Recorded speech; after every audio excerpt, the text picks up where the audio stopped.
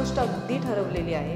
काही झालं तरी मेहुल तुला जे वाटतं आणि मला जे वाटतं ते आपण करायचं. काही फरक पडतो. एक पहिलं वर्ष पूर्ण झालं आणि 7 तारखेला ह्याचे रिपोर्ट्स आले की कॅन्सर डिटेक्ट झाला वगैरे. पण एक असा आजार ज्याच्यात तुम्हाला असं वाटतं की आता समोरचा माणूस राहणारच नाही आहे, तिकडनं परत मागे वळून येणं हे सोपं नाही. काहीही मोठं झालं तरी आम्ही एकमेकांची साथ अजिबात सोडणार. And that actually made our bond very strong नाही, आता आय थिंक अनब्रेकिंग गरज असते. पण तो देव वेगळ्या पद्धतीने देतो. तसा चटका आम्हाला मिळाला.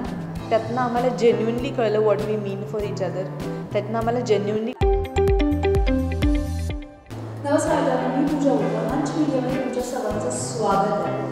आज वादळातल्या स्पेशल आपण इंटरव्ह्यू करणार. स्पेशल जोडी आहे माझ्याकडे. स्पेशल जोडी एक खरंच स्पेशल आहे माझ्या आणि कारण की माझ्याकडे एक वेगळं कनेक्शन जुळलं केलं आहे आणि आय लव्ह इट. म्हणजे ज्या पद्धतीने त्यांची जर्नी होती, ज्या पद्धतीने ते दोघे एकमेकांच्या सोबत उभे होते, हे सगळ्या जगाला आता कळेल म्हणून कशा पद्धतीने मी उलगडते या सगळ्या गोष्टी. सो हिअर इज अविद्या भावे आणि मेहुल बाई. नमस्कार. पहिले तुमच्या दोघांचं पण खूप खूप स्वागत. थँक्यू पूजा. दोघे आज खूप छान कलर्समध्ये आहेत. कलरफुल लाईफ झालेली आहे. संसार एकदम कलरफुल झालेला असं मला हरकत नाही. प्रश्नच नाही. आधी कलरफुल होता, आत्ताही कलरफुल आहे, पुढेही कलरफुल राहील. पण संसार कलरफुल करण्यासाठी स्पेशली दोघांची साथ हो ती महत्त्वाची. तरच आयुष्य कलरफुल आहे, तरच संसार कलरफुल. येस खूप जास्त. म्हणजे मला असं वाटतं जेवढा आपल्या आईबाबांबरोबर आपला सहवास असतो ना, त्याच्यापेक्षा जास्त लाईफ पार्टनरबरोबर सहवास असतो. म्हणजे टेक्निकली तुम्ही जर रेशिओ बघितलात तर. सो आई बाबा जेवढे महत्त्वाचे आहेत, मला असं वाटतं तेवढंच महत्त्व एका लाईफ पार्टनरचं आहे तुमच्या आयुष्यात, की तुमचं आयुष्य बेटर होईल का नॉर्मल राहील. सो मला असं वाटतं की त्या बाबतीत we both are very lucky. हो, we are very complement each other. Yes absolutely. Support सगळ्याच्याच बाबतीत सपोर्ट देण्यामध्ये घेण्यामध्ये. मागून पण घेतो निर्लज्जपणे एकमेकांकडनं. पण मेहुल तुझी तू एकदम ब्लॅक अँड व्हाईट बॉय होता आणि म्हणजे तुझ्या अंगावरच्या कपड्यांपासून तुझ्या आयुष्याचं कलरफुल झालं हे मी सांगू शकते. हो, काय ऑब्झर्वेशन आहे. कारण ते खरं तर ही आल्यापासूनच झालं आहे. कारण माझं आधी कपडे घेण्यापासून कसं एखादं शर्ट आवडलं की त्याचे 5 रंग घ्यायचे एकाच टाईपचे. पण ही आल्यापासून जरा एक्सपेरिमेंट 5 वेगळे पॅटर्न घ्यायला लागलं.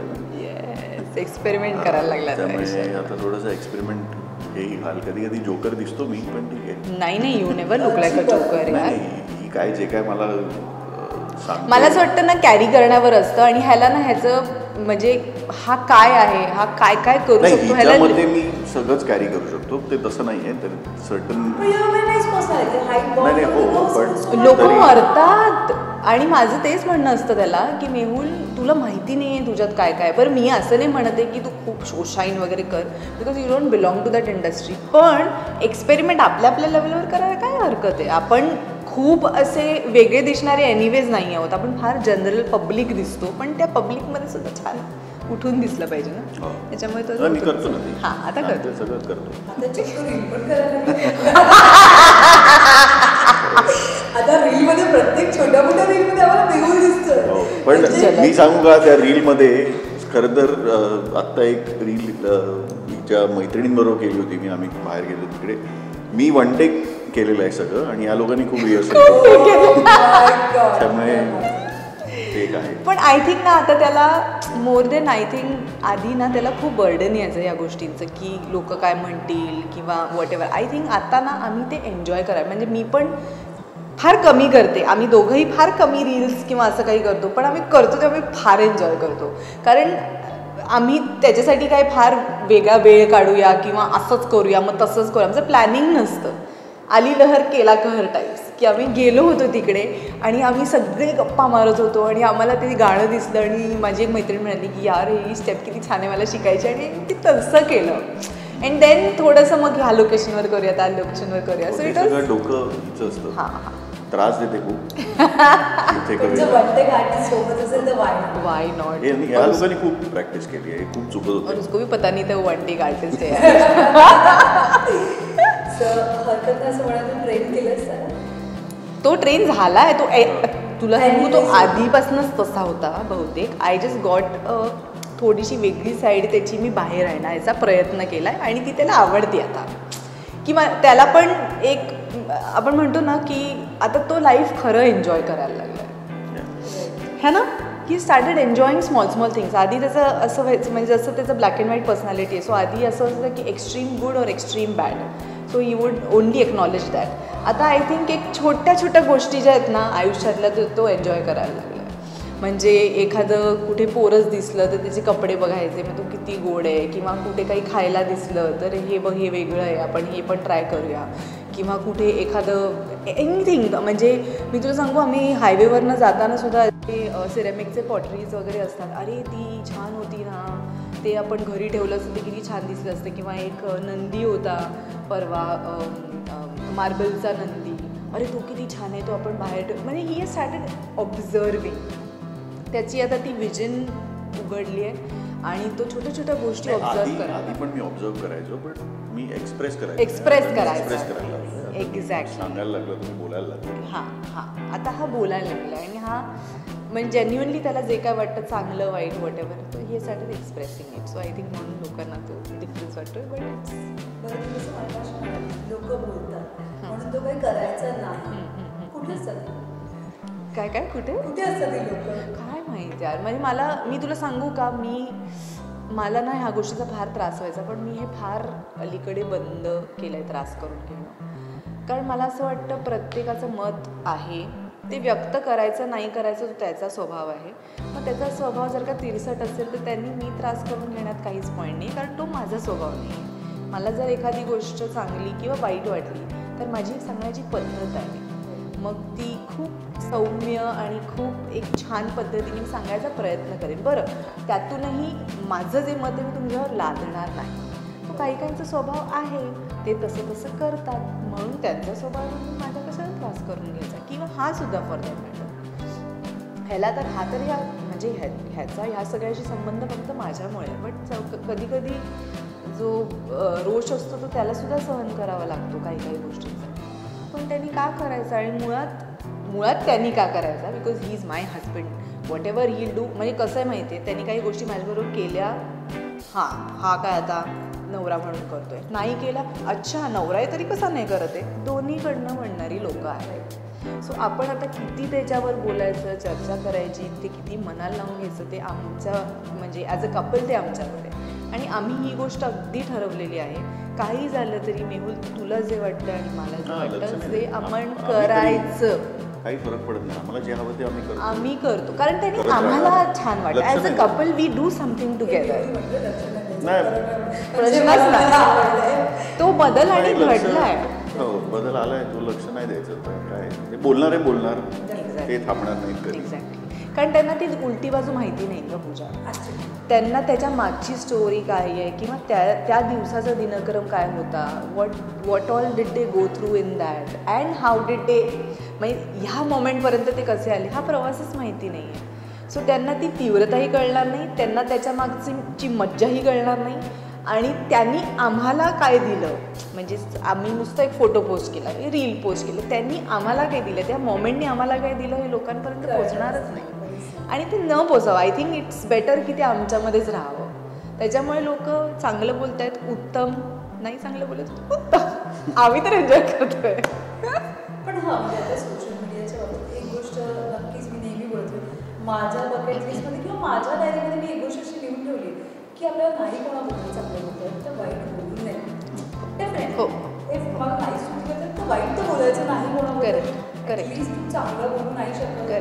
मला तर प्रेक्षकांनी तसंच कमेंट्स सहज टाईप करून टाकून नाही मला असं किती डिप्रेशनला जाईल किंवा कोणाचा नाही. आणि मला असं वाटतं ना की आपण प्रत्येकाने जर का हे समजून घेतलं की प्रत्येक माणूस जो आपल्याला स्क्रीनवर दिसतो मोठ्या पडद्यावर दिसतो कुठेही दिसतो तो कोणाचा तरी कोणीतरी आहे. जसे तुमच्या फॅमिलीमध्ये आहे. It is family to somebody.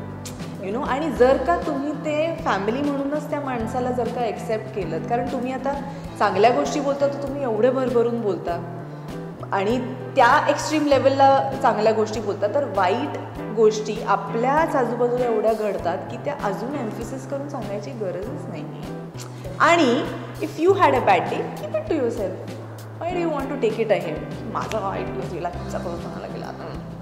ही वृत्तीच मला असं वाटतं खूप घातक आहे त्यांच्यासाठी, who are you know who continuously have a negative approach. ही खूप घातक आहे. सो हे त्यांना समजून घेणं फार गरजेचं आहे की हे लाँग रनमध्ये तुमच्या पर्सनॅलिटीसाठी, तुमच्या हेल्थसाठी चांगलं नाही. आणि याहून उत्तम उदाहरण काय असू शकतं की आपण जर का एखादी भावना किंवा आपल्या ज्या गोष्टी असतात ज्या आपण एक्सप्रेस करू शकत नाही, त्या मनात आपण ठेवून त्याचा आपल्या हेल्थवर एक वेगळाच परिणाम होऊन जातो, ते आपल्याला कळत पण नाही.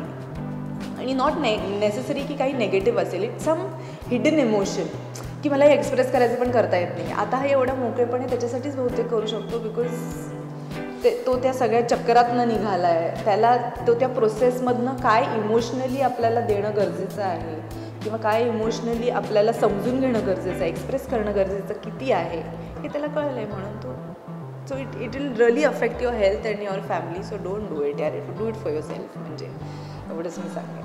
बरं, अभिनय देऊन तुमच्या दोघांचं लग्न सोहळा हा एक ग्रँड लग्न सोहळा झाला होता. त्या कपड्यांवरून तो ग्रँड होता, म्हणजे बाकीचं तुम्ही काही म्हणतच नाही, पण ते लुकच तुमचं सोशल मीडियावर एवढं ग्रँड आणि एवढं छान लेवलला पोहोचलं, प्रत्येकाच्या घराघरात पोहोचलं ते लोकांना ते लुक खूप आवडलं. टोटली मला म्हणजे मी तुला गेल्या वेळेला सांगितलं तसं, मला फक्त एवढंच होतं की माझ्या मुलांनी म्हणायचे की माझ्या आईने जे लग्न केलं ना ते एकदम वेगळं होतं. It was like different, unique. कपड्यांचे तो कलर पॅलेट मला नाही वाटत मी आयुष्यात कधी जाऊन आता पण गेला नाहीस तो दुकानात जाऊन बघीन अरे वा छान, पण स्वतःवर कधी मला नाही वाटलं. म्हणजे हिनी ते एवढं इन्सिस्ट केलं की नाही हे तर आपल्याला हाच रंग घालायचा आणि ह्याच रंगाचे कपडे सगळे असतील. ठीक आहे, चांगलं आहे. नाही म्हणजे हे बघ, आम्ही जेव्हा लग्न झालं होतं तेव्हाच आमचं ठरलं होतं की आम्हाला आईबाबा व्हायचं आहे, 100% व्हायचं आहे. आमचं क्लिअर होतं हे. आता ते देवाच्या कृपेने कधी होईल ते आपण बघूया. पण हो, आमचा काय म्हणू आपण त्याला, we are clear on this that we want to be आईबाबा. म्हणजे अगदी लग्न झालं का त्याच्या आधीपासूनच युअर क्लिअर की आम्हाला आईबाबा व्हायचं आहे.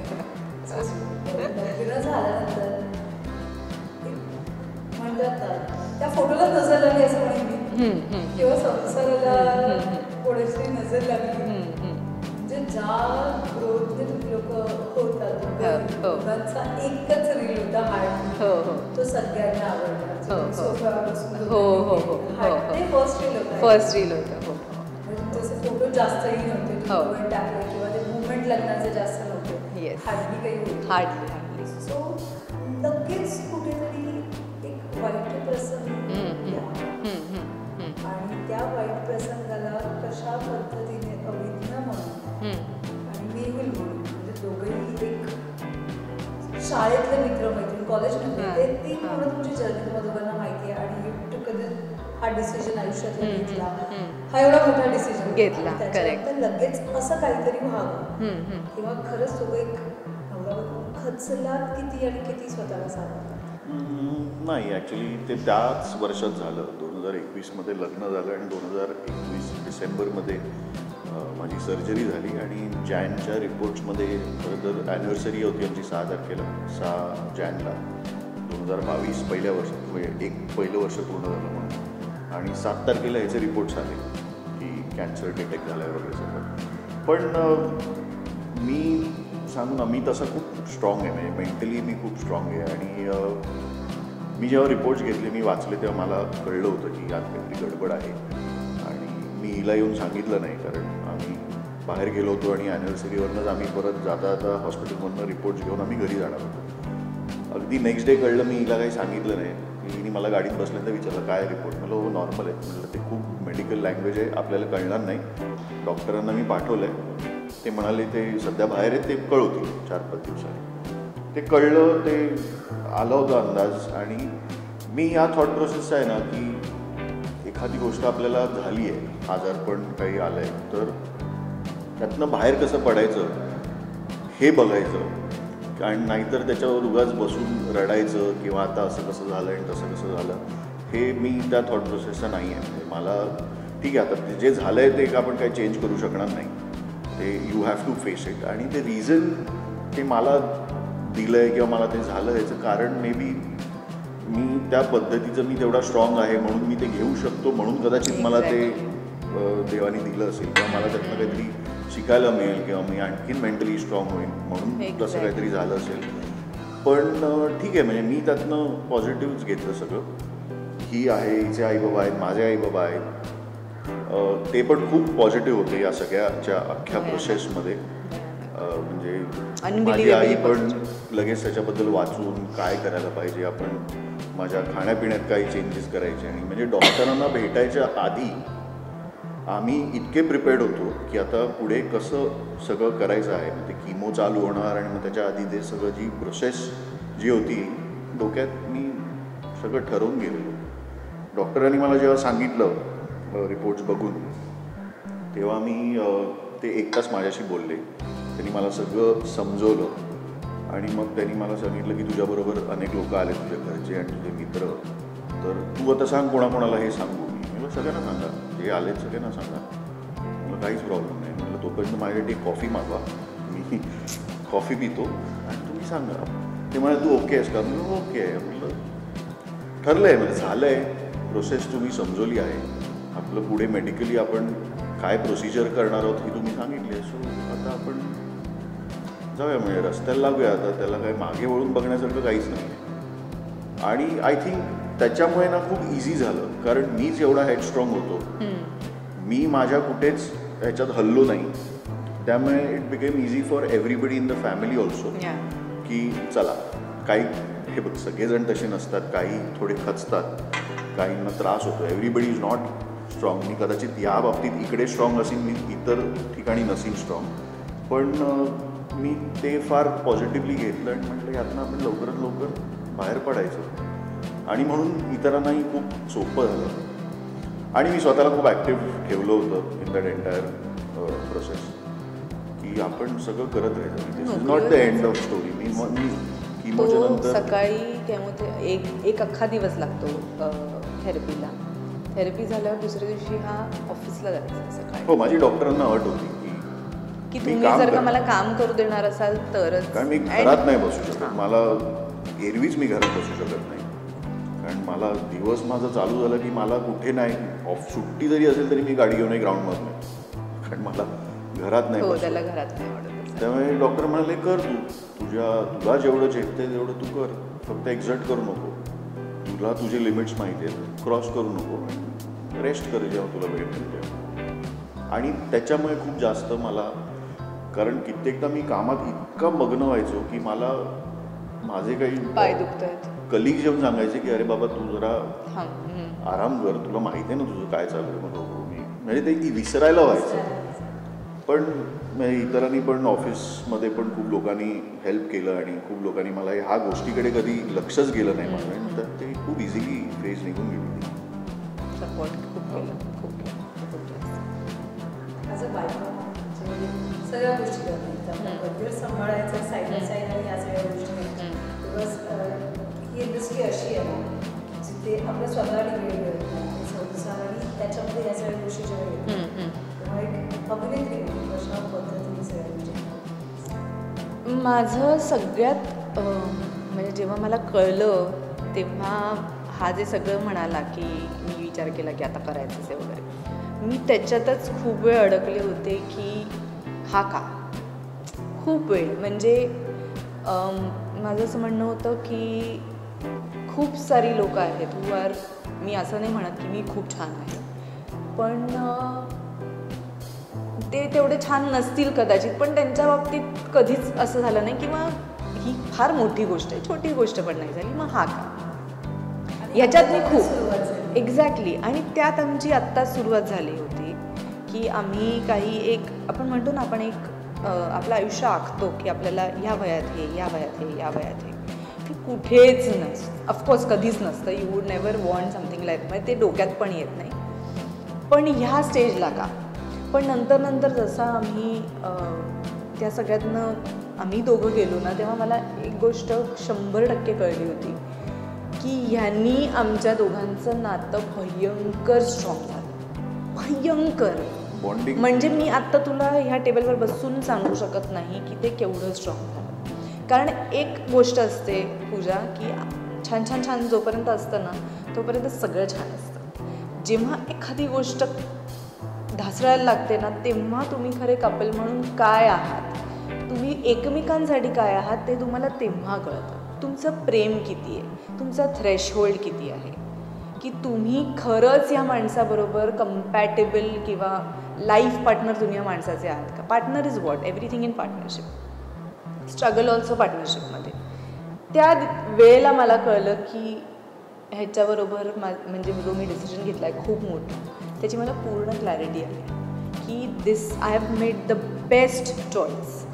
कारण मला त्या प्रवासातनं कधीच मला म्हणजे ऑफकोर्स स्ट्रगल तर खूप झालं, मेंटल, फिजिकल, इमोशनल, म्हणजे चिरफाड एवढं म्हणू शकतेस तू माझी. कारण मी फारच इमोशनल मुलगी आहे, मी फार ह्याच्यासारखी प्रॅक्टिकल वागू शकत नाही. अजूनही आमची जर का वाद झाले तर ह्याच्यावरच होतात की तू भयंकर प्रॅक्टिकल आहे, मी भयंकर इमोशनल आहे. पण रोज रोज मी तिला सांगतो की तू कधीतरी माझ्यासारखा प्रॅक्टिकल विचार कर आणि मी काहीतरी इमोशनल विचार करायचा प्रयत्न करतो. पण त्यांनी आम्हाला जेन्युइनली कळलं की आम्ही हे काय, ह्याहून कितीही काहीही मोठं झालं तरी आम्ही एकमेकांची साथ अजिबात सोडणार. And that actually made our bond very strong नाही, आता आय थिंक अनब्रेकेबल एवढा झाला आमचा बॉन्ड आता. म्हणजे आणि त्यातून एक ॲक्ट्रेस म्हणून मला असं वाटतं की मी तिकडे उभी राहू शकले. म्हणजे तू तेव्हा तशी माझं तेव्हाच हे झालं होतं. पण मला कुठेतरी अशी भीती वाटत होती की नाही, मी कॅमेराने फेस करू शकणार, मी लोकांना फेस नाही करू शकणार. बिकॉज मी भयंकर इमोशनल असल्यामुळे कुठे माझ्या डोळ्यातनं पाणी आला किंवा मी कुठे रडले किंवा इमोशनल झाले तर मे बी मला अशी भीती वाटत होती की लोक जज करतील एवढं काय आहे, एवढं रडायची वेळ. पण ती माझी पर्सनॅलिटी आहे. तो मी कुठेतरी एक मीडियापासून सगळ्यापासून लांब जायचा प्रयत्न करत होते. पण मला तेव्हा ह्यानी मला सांगितलं की नाही, तू कंटिन्यू कर जे काय करते असते तू. साधारण तुला माहिती आहे कधी कधी माझं काय काय आहे, त्याप्रमाणे तुला ॲडजस्ट झालं उत्तम आहे, नाही ॲडजस्ट झालं तरी मी सगळं मॅनेज करेन, त्याचं तू टेन्शन घेऊ नको. प्रोडक्शन हाऊसने छान ॲडजस्ट केलं, सगळ्यांनी ॲक्टर्सने को ॲक्टर्सने छान ॲडजस्ट केलं. बिकॉज खूप इमोशनल टर्मॉईल व्हायचा, त्याच्यात सीन्स करायचे, त्याच्यात मला फार त्याच्याबद्दल बोलता नाही यायचं मला, बिकॉज ऑफकोर्स अगेन इमोशनल. तर सगळ्यांनी खूप सपोर्ट केला सतत गं. म्हणजे मी तुला कालचं एक्झाम्पल देते. माझी ही रिंग ना हरवली होती, ही वाली. हां, तर मी सेटवर होते काल, तर माझं सतत बॅक ऑफ द माइंड माझं हे चालू होतं की रिंग कुठे, रिंग कुठे, रिंग कुठे, रिंग कुठे. आणि माझे 4 सीन होते, त्या 4 सीनला शेवटच्या सीनमध्ये तर मी फंबलच करत होते पूर्ण. कारण माझं कंटिन्युअसली होतं की यार असं कसं मला आठवत नाही कुठे गेले. एवढीशी गोष्ट गं, तर ही तर केवढी मोठी गोष्ट आहे. त्यात तुम्हाला ते शांतपणे delivering what is given to you, it is a huge response. आणि हे कसं आहे, मी ह्याच्या आधी पण बोललो होतो, जो पेशंट असतो ना, जो यातनं जात असतो ना, त्याला खरं तर काहीच होत नसतं. कारण त्याला आजूबाजूला 15 लोक आहेत त्याच्याकडे लक्ष द्यायला. तो तिथे हॉस्पिटलमध्ये पायवर करून झोपलेला असतो. त्यांनी बेल मारली की नर्स देते, फोन केला की डॉक्टर असतो. इतर जे असतात ना फॅमिली मेंबर्स, त्यांची खूप धावपळ होते.